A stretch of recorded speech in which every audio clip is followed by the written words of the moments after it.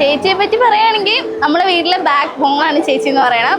വീട്ടിലെ മൂത്ത പെൺകുട്ടിന്നുപരി നമ്മളെ കാര്യങ്ങളെല്ലാം. ഇപ്പം എനിക്കിപ്പോൾ പോലും ഒരിടത്ത് പോയി ഒരു സാധനം മേടിക്കാനോ അമ്മയെ കൊണ്ടുപോകാനോ ഒന്നും അറിയില്ല.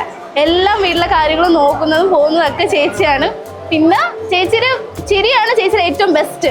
ചിരി തുടങ്ങിയാൽ പിന്നെ ഒരു ദിവസം എടുക്കണം, നിർത്താനെന്നേ ഉള്ളൂ. ചിരിച്ചോണ്ടേ ഇരിക്കും. അത് നാട്ടുകാരും അറിയും, വീട്ടുകാരും അറിയും, ഈ ആ ഒരു ഉള്ളവരെല്ലാം അറിയാം. അതുപോലത്തെ ചിരിയാണ് ചേച്ചിയുടെ.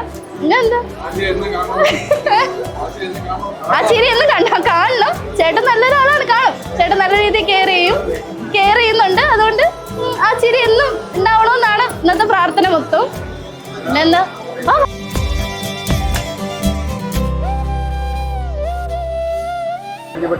എൻ്റെ ഒരു ഫീൽ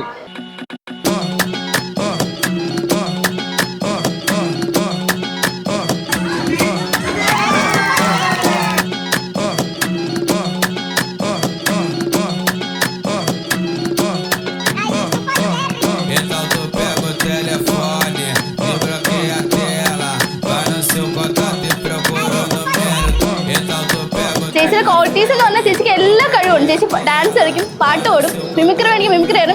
ഒരു എന്താ പറയുക, ഒരു 10 പേര് കൂടുന്നെടുത്ത് എന്തെങ്കിലും ചെയ്യാൻ പറഞ്ഞാൽ അവിടെ ചേച്ചിക്ക് അങ്ങനെ ഒരു നാണക്കേടോ ഷെയിമോ അങ്ങനെ ഒന്നുമില്ല. ഫുൾ ആക്റ്റീവാണ്. പ്രസംഗിക്കും, നാടകത്തിന് പോവും, എല്ലാം ചെയ്യും. മോണോ ആക്ട് എല്ലാം ചെയ്യും. ചേച്ചിക്ക് ഇല്ലാത്ത കഴിവൊന്നും എനിക്കറിയില്ല. എല്ലാ തരത്തിലുള്ള കഴിവും ദൈവം കൊടുത്തിട്ടുണ്ട്.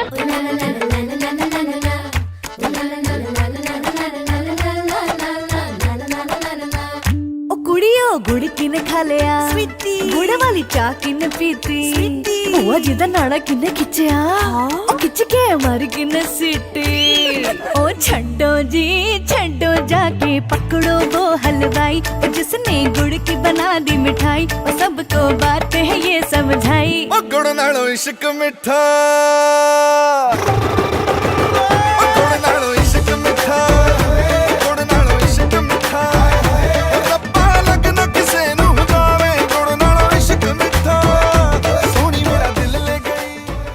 ലിപ്സ്റ്റിക്കിലാക്കല്ലേ.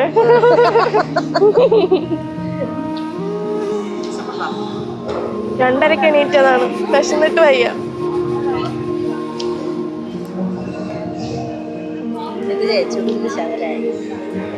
ആയാ